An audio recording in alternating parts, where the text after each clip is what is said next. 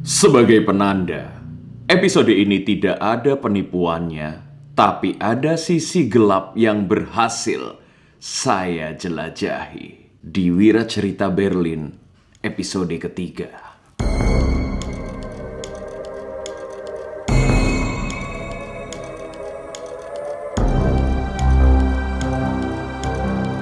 Malam itu saya kepikiran bahwa di balik setiap terang pasti ada gelap yang mengikutinya. Sebab di hari-hari berikutnya saya lagi-lagi disuguhkan oleh hal-hal yang menyenangkan. Misalnya keindahan di Potsdam, sebuah wilayah di Jerman dengan arsitektur yang begitu memikat matamu dan memanjakan setiap unggahan karena nuansa Eropanya yang begitu terasa. Setiap sudutnya begitu estetik, penataan kotanya begitu cantik, makanan pun banyak tersaji, sehingga semua terasa begitu istimewa. Makan siang. Ini doner. Tadi saya udah ngambil beberapa kondimen tambahan-tambahan seperti saus balsamic, terus merica, terus cabai. Nah, coba ini kayak kebab area sini ya. Bismillahirrohmanirrohim, gede banget. Wow. Oh, enak. Enak, mantap. Doner, respect doner. Selamat makan, teman-teman. Masa iya segitu indahnya tanpa ada gelap yang membayanginya?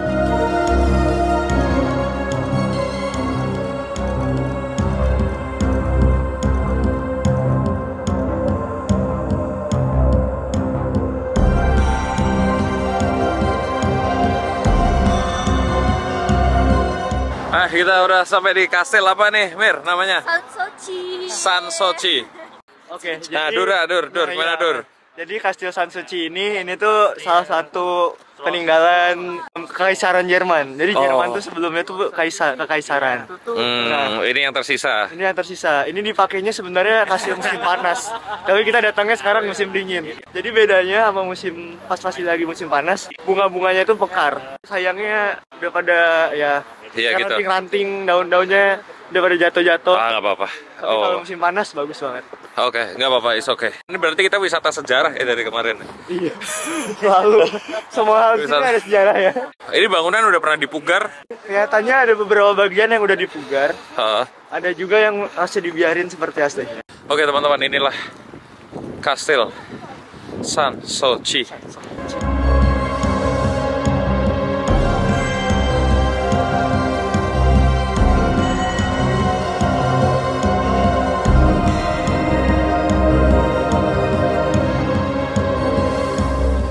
Dan kurang lebih begitu perjalanan di Kastil Sanssouci ini. Kami memutuskan untuk pulang karena bagi kami terlalu dingin ini. Jadi ini suhunya sekitaran 3 derajat dan berangin. Dan saya juga udah janjian sama kawan di sini untuk merancang perjalanan selama di Berlin. Jadi mungkin saya akan lepas rombongan dari rombongan awal datang ke Indonesia.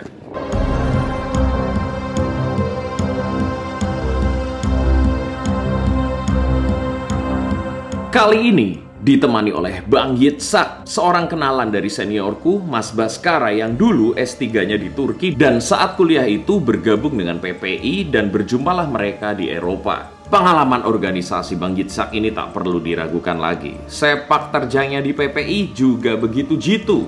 Termasuk bagaimana ia menjawab penasaranku atas sisi gelap itu. Maksudnya Jerman pas udah gelap, sisi gelap, ya kan? Bener dong? Kemarin kan terang terus nih. Nah, kali ini saya intinya adalah jalan-jalan pada saat Jerman udah gelap. Gitu, masa terang terus kan biar variasi gitu loh. Tapi betul loh, ini benar-benar segelap itu. Kami mulai dari Chameleon Theater, sebuah gedung pertunjukan yang menyediakan studio bioskop dan panggung teater, tempat insan menyajikan lakonnya, seperti bunglon yang siap menyesuaikan warna, menyuarakan kebebasan dan menguak penindasan, mengontrol sisi simpati dan empati lewat berbagai dialog yang syarat simbol berdasar keresahan yang berpihak pada rasa dan jiwa. Kemudian ke gang sebelah Chameleon. Ini adalah lokasi tempat banyak orang pendatang menghabiskan malam dan menyerukan perlawanan atas ketidakadilan.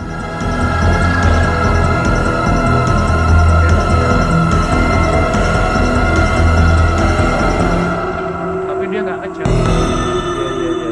Salah satu bentuk pemberontakan mereka. Ini Tempel-tempel ya? Berlin itu, di Berlin Timur akan terlihat banyak sekali mural dan musik di Jerman. Yang paling hits buat mereka itu rap. Oh iya. Salah satu bentuk pemberontakan terhadap zaman ini ya, Nazi ya. Nah inilah salah satu bentuk protes mereka, mural segala macam. Oh iya. Wow. Iya beda banget ya. Kan? Yang sama. Banyak orang nongkrong sih. Homer mau penuh ini. Kalau apa? Summer. Oh, Ini iya. orang tinggal. Apartemen tinggal. Wow. Gila sih mural-muralnya. Banyak mural tersaji sebagai bentuk seni adalah pengingat zaman, menangkap gejala dan peristiwa agar kita tak lupa pernah ada sejarah kelam yang menopang terbentuknya era.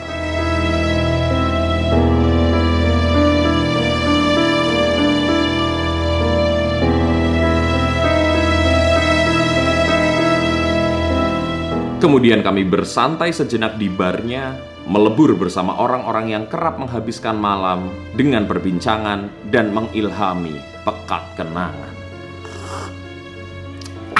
Lalu kembali berjalan menjemput peradaban, menyaksikan masa lalu terpajang dan dirawat untuk kesaksian. Pernah ada sesuatu di sini, selalu ada cerita dari museum ini. Dan menutupnya dengan menyaksikan Katedral Berlin yang berdiri sejak abad ke-15 meringkas malam modern dengan kisah lawas sebelum akhirnya segala yang kita percayai akhirnya lepas.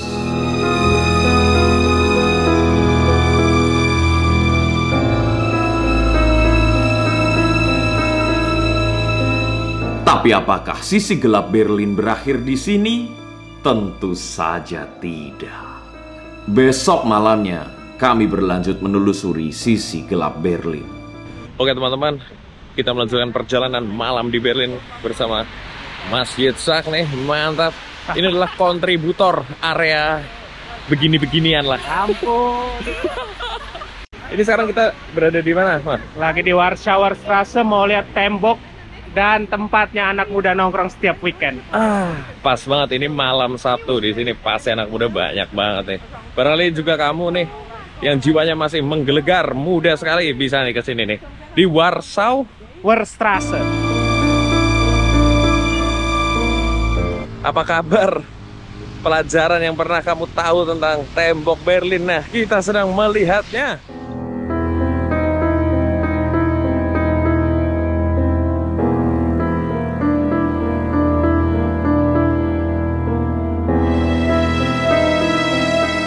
Ini bukti cinta dipisahkan dalam satu malam, keluarga terpisah dalam satu malam, yang baru PDKT udah harus pisah gara-gara tembok ini. Gara-gara tembok ini.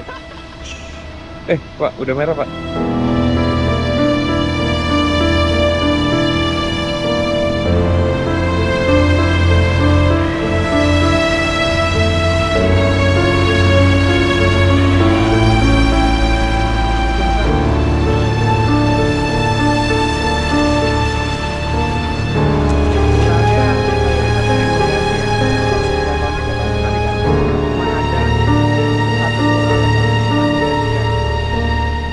Jadi sejarahnya bagaimana ini, Mas? Sejarahnya 25 tahun yang lalu Jerman bersatu. Nah, yang misahkan ini tembok ini. Pasca kalah dari Perang Dunia II, Berlin dibagi dua untuk Rusia dan sekutu. Ini wilayahnya Rusia, Uni Soviet waktu itu. Oke, dan sekarang tembok ini digunakan untuk mural dan mengingat sejarah. Serta jadi bagian dari dokumentasi. Orang-orang yang datang ke sini saling berfoto melihat ini. Dan sepertinya untuk warga sini akan sangat mempelajari ini ya, karena di sini aja museum banyak ya.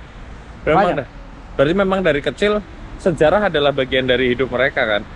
Setuju. Iya kan, jadinya pasti kayak gini-ginian pasti mereka paham lah. Dengan cara lebih modern mungkin diberi karya-karya seni semacam ini. Ini mural semua loh. Gila. Tuh. Wait. Di biaya negara, Pak, coret-coret. Oh iya. Iya. Oh ini resmi. Resmi. Oh, ada puisi-puisi juga tuh. Ini ada puisi, kata-kata, ada mural-mural makna. Ternyata ada bayarannya. Keren juga. Tuh. Oh, pantas aja nggak ada coret-coretan aneh ya? Nanti. Oh, nanti ada. Oke, siap. Selalu ada sisi anehnya ternyata ya. Inilah dia, tembok Berlin, tembok pembatas antara Jerman Barat dan Jerman Timur, sebuah simbol tirai besi yang memisahkan Eropa Barat dengan Blok Timur selama Perang Dingin. Keruntuhannya di tahun 1989 adalah penanda perubahan, dipicu salah satunya oleh kesalahan birokrasi di tengah gelombang revolusi dan desakan demokrasi serta kencangnya demonstrasi. Membuat blok komunis limbung dan terpaksa membuka perbatasan itu sehingga ribuan orang dari Jerman Timur bisa melintas ke Jerman Barat dalam peristiwa penuh haru yang disiarkan ke seluruh dunia sebagai tonggak terciptanya tata dunia baru. Lebih lengkapnya bisa kau pelajari di berbagai naskah sejarah. Di sini, saya menyoroti keadaan hari ini, di mana tembok itu bukan lagi sekat yang mencekam, melainkan galeri terbuka yang penuh warna, menyajikan karya mural yang membentangkan cerita lewat goresan penuh makna para pelukis hebat dari seluruh dunia. Yang paling menarik perhatian tentu saja, Fraternal Kiss karya Dmitri Vrubel. Tergambar Leonid Brezhnev, sang pemimpin Uni Soviet sedang berciuman dengan Presiden Jerman Timur Erich Honecker. Mural yang punya judul asli My God, Help Me to Survive This Deadly Love. Ini bukanlah imajinasi, namun benar terjadi pada tahun 1979 yang diabadikan dalam potret Regis Bosu saat penandatanganan perjanjian saling dukung selama 10 tahun antara Jerman Timur dan Uni Soviet. Sempat terhapus akibat ulah vandalisme pada Juni 2009, namun Vrubel diminta melukisnya kembali dan selesai pada Agustus 2009, di mana hari ini masih terpajang dan dirayakan dalam potret orang-orang yang mengunjungi dan rekam jiwa yang pernah mendiami. Lalu kami kembali berjalan menyusuri malam dilingkupi pertanyaan, bagaimana seharusnya revolusi dirayakan. Lalu kami putuskan untuk makan. Selepas melihat galeri terpanjang di sini, kita akan menuju ke mana? Ke tempatnya malam Sabtuan, malam Mingguan, Kaula Muda. Ah, ini yang ditunggu-tunggu jiwa-jiwa muda. Party all night long. All night long, bro.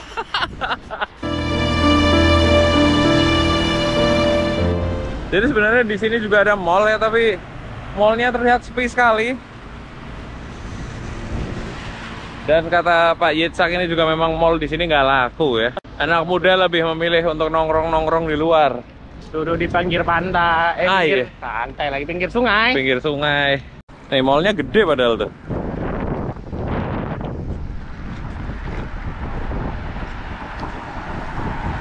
Tapi kehidupannya ada di jalanan.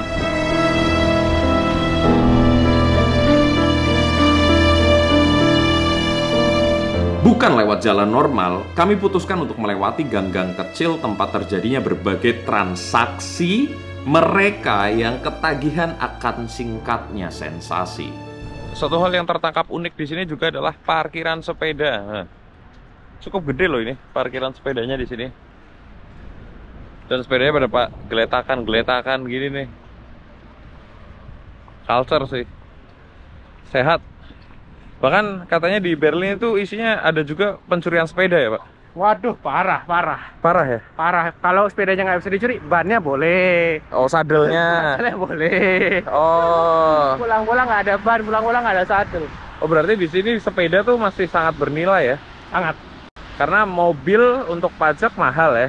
Lumayan. Iya kan? Makin tua mobil makin mahal pajak, makin baru mobil makin murah malah pajaknya. Nah. Unik kan? Unik juga ya? Iya. Terus makanya akhirnya sepeda nih yang akhirnya dijadikan pretelan-pretelan. Ya ternyata negara maju masih ada aja tuh yang begitu-begitu.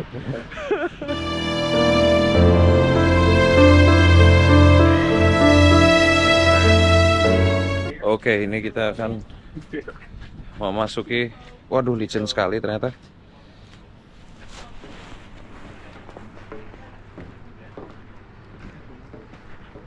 Wah, apa ini kok hawanya sangat underground ini, Pak? Ini dulu tempat produksi keretanya Jerman Timur. Tapi sekarang sudah terbengkalai, isinya coret-coret. Dan pernah menjadi tempat dan mungkin sampai hari kriminal tertinggi di Berlin. Hati-hati Pak Bos. Hati-hati Bos. Salah satu tempat kriminal tertinggi di Berlin. Tapi secara hawanya memang udah beda sih dari yang kemarin saya jalan-jalan. Nih hawanya cukup agak ada keripik-keripinya sedikit. Ini kalau misalnya summer dia jadi bar gitu. Oh ini kalau di summer, cuma winter dia duduk. Oke.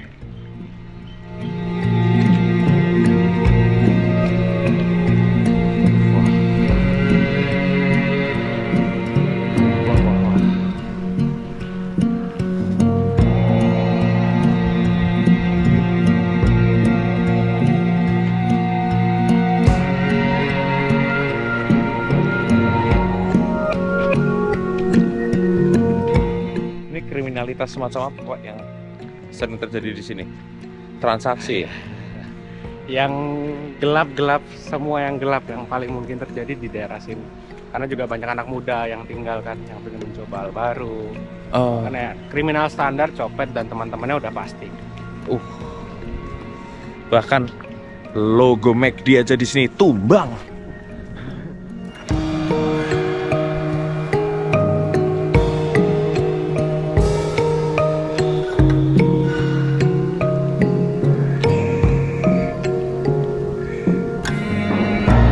Di area ini semua hal seakan dibolehkan, bagai tanpa aturan, terlihat terbengkalai padahal tumbuh kehidupan.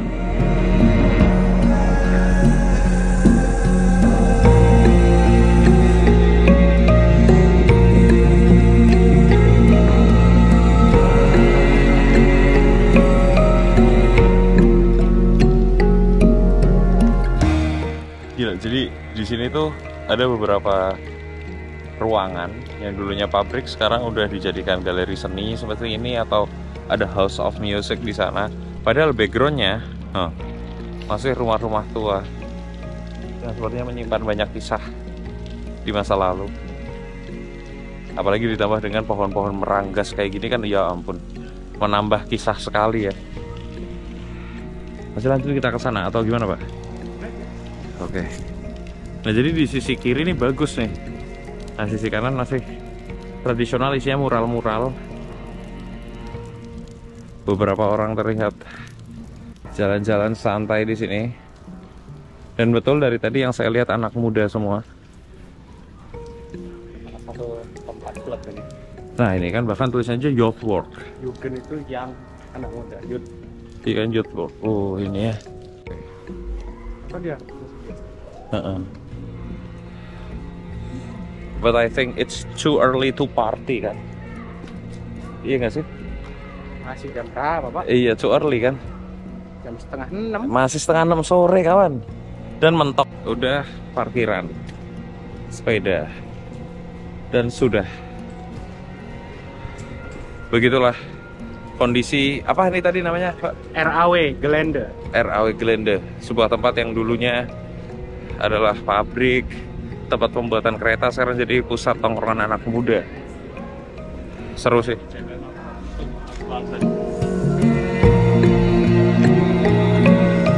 Dan begitulah pengalaman menjelajahi daerah tadi itu ya. Dan ini ada mas-mas. Anjir, mana tadi mas-masnya hilang. Nah ini tadi, saya kan telat nih datangnya. Si Masjid Syak ini udah duluan, saya telat tadi. Masnya nyelingok tuh. Tiba-tiba dia nawarin, "You wanna smoke?" Dagang barang itu. Wah, gila. Baru diceritakan sebuah transaksi, saya mengalami transaksi itu. But I have already smoked, ya kan? Jarum black cappuccino. Jadi let's go, kita bergerak lagi. Setidaknya approve bahwa ini daerah yang tiba-tiba ada aja transaksinya ya. Itu dia. Tergantung muka yang ditawarin. Emang tergantung muka. Ini kayaknya Mas Yitzhak ini tadi di skip deh. Kenapa saya ditawarin? Muka kita agak-agak alim. Iya nih. Waduh, ada-ada aja emang nih. Habis ini kita kemana? Ke pasar yang pertama kali ada di Berlin. Let's go, gerak. You wanna smoke?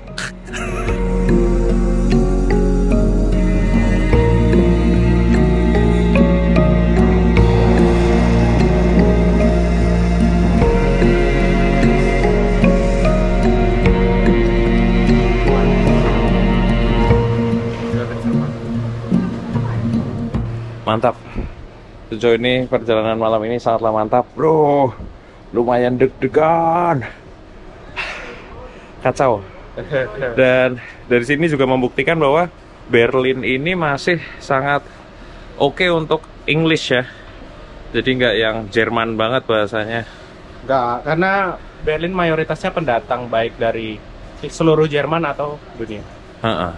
Jadi tadi aja saya ditawarnya pakai bahasa Inggris tuh. Kayak, Itu dia. top lah. Let's go lah.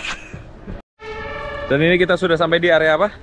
Görlitzer Bahnhof. Görlitzer Bahnhof. Bayangin tadi baru sampai juga udah ada penawaran-penawaran. Kalau ini udah lebih ngeri. Kalau tadi kan masih diam-diam tuh di Raugelande. Yang ini langsung, halo brother, smoke, smoke. Terus tadi ada bapak-bapak juga nyamperin, langsung nawarin. Maaf saya masih belum berani ngeluarin kamera ini ya. Takut.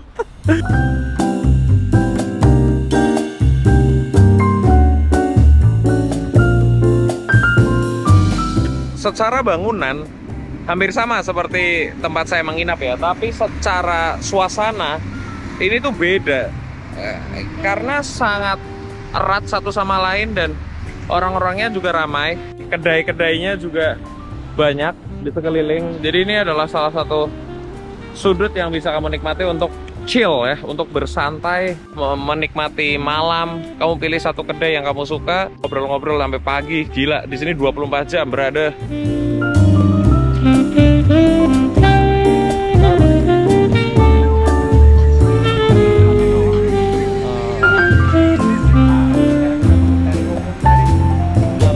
Kalau kamu simak tadi yang nyetel musik sambil jalan-jalan, itu yang nawarin kami.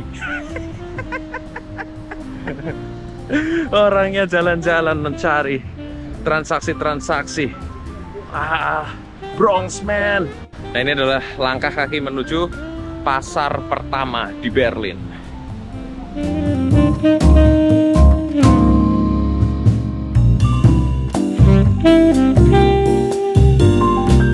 Kita sudah ada di seberangnya Markthalle. Market pasar Halle itu tempat luas gitu. Hall-nya bahasa Inggris. Oke, inilah pasar Pertama di Berlin, hampir 200 tahun umurnya. dan bangunan masih gini Pak, sama Pak? Masih begini. Oh. Swasembada kentang. Nah, kalau di Indonesia swasembada beras, Pak. Ini kentang. Jerman dikentangkan dari sini. Dari sini. Dipasarkannya di sini. Wah, inilah semacam berjumpa habitat ya.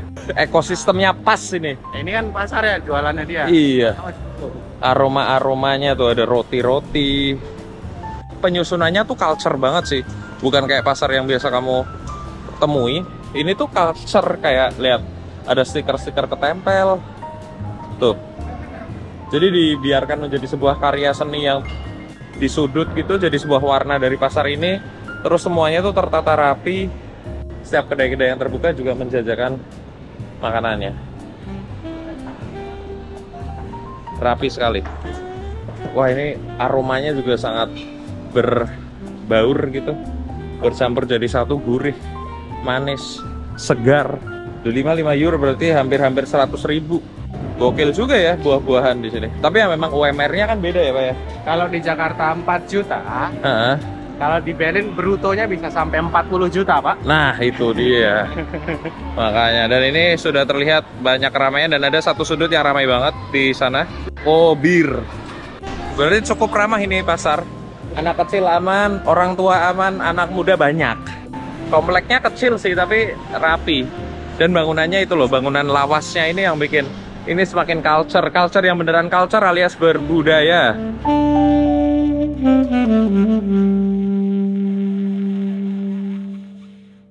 Jadi nih abangnya udah ngobrol barusan, ternyata Street foodnya hari Kamis. Jumatnya tutup cepat, cuman tinggal minum-minum cantik aja di sini yang pantes semuanya yang rame di bagian bir-bir tadi itu. Karena datang ke sini pada buat mimi-mimi. Itulah. Maam-maam udah tutup. Let's go, nggak apa-apa. Setidaknya kita sudah menjejakkan kaki dalam sejarah pasar pertama di Berlin. Karena gerai makanan di pasar pertama Berlin itu tidak beroperasi, akhirnya saya diajak oleh Bang Yitzhak ke kantinnya Teater Schiller. Memang pas sekali untuk saya yang menyukai sandiwara untuk merayakan Lara. Ini sekarang kita berada di Schiller Opera. Schiller Opera. Teater. Wow. Tempat teater. Iya sih. Teater. Ini disambut sama poster gede banget tuh. Gila. Art banget sih. Jadi yang saya pelajari di Berlin ini, penghargaan terhadap seniman itu tinggi sekali. Berkelas gitu di sini. Dan inilah operanya.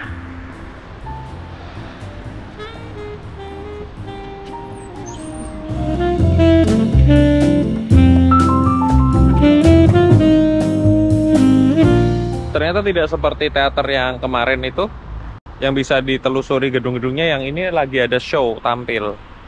Dan itu tadi kira-kira penontonnya berapa, Pak? 500 kalau lagi sepi, bisa sampai 1.500 sampai 2.000 kalau lagi rame. Tuh, 500 sepi, bro. Berarti di sini memang seni dan pertunjukan semuanya tuh memang punya apresiasi yang menyenangkan. Harga minimalnya sekali masuk 1 juta, Pak. Wah. Kelas bawahnya. Cuman untuk mencapai di tahap itu juga penuh perjuangan dan mahal juga ya. Seniman dihargai banget. Jadi buat teman-teman yang mungkin ada mimpi untuk jadi seniman, bisa nih Jerman. Tapi harus ini banget ya, inovatif dan gila. Kamu harus benar-benar punya proses pikir atas seni yang gila. Untuk akhirnya kamu juga mendapatkan bayaran yang setimpal, yang gila juga. Yuk kita lanjut mencari makan. Dan berikut, makanan seperti yang aku inginkan, makanan khas Jerman. Lokasi tepat di belakang teaternya selalu dijadikan referensi kunjungan untuk makan para penonton dan penampil. Sungguh atmosfernya begitu seni dan budaya. The real culture.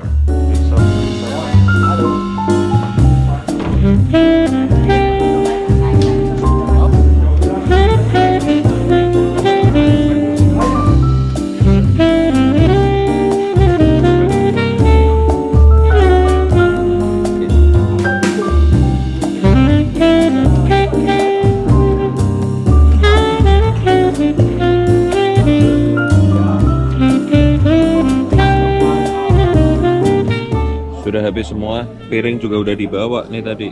Kesimpulannya adalah makanan di sini rata-rata asem. Tapi untungnya tadi ada kombinasi-kombinasi makanan yang masih masuk akal. Jadi respect. Setidaknya saya merasakan makanan Jerman asli gitu loh. Suasananya dan hawa seninya loh.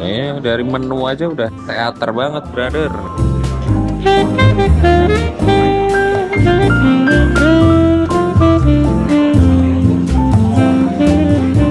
Lalu kami pun pulang untuk bersiap menyambut terang. Terima kasih Bang Yitzhak sudah mau saya repotkan. Pokoknya tenang saja, nanti bisa saja saya repotkan kembali. Dan untukmu, pastikan di setiap langkah kau tak melupakan sejarah. Sampai jumpa di episode berikutnya. Tetaplah berbiasalah, berbahagialah.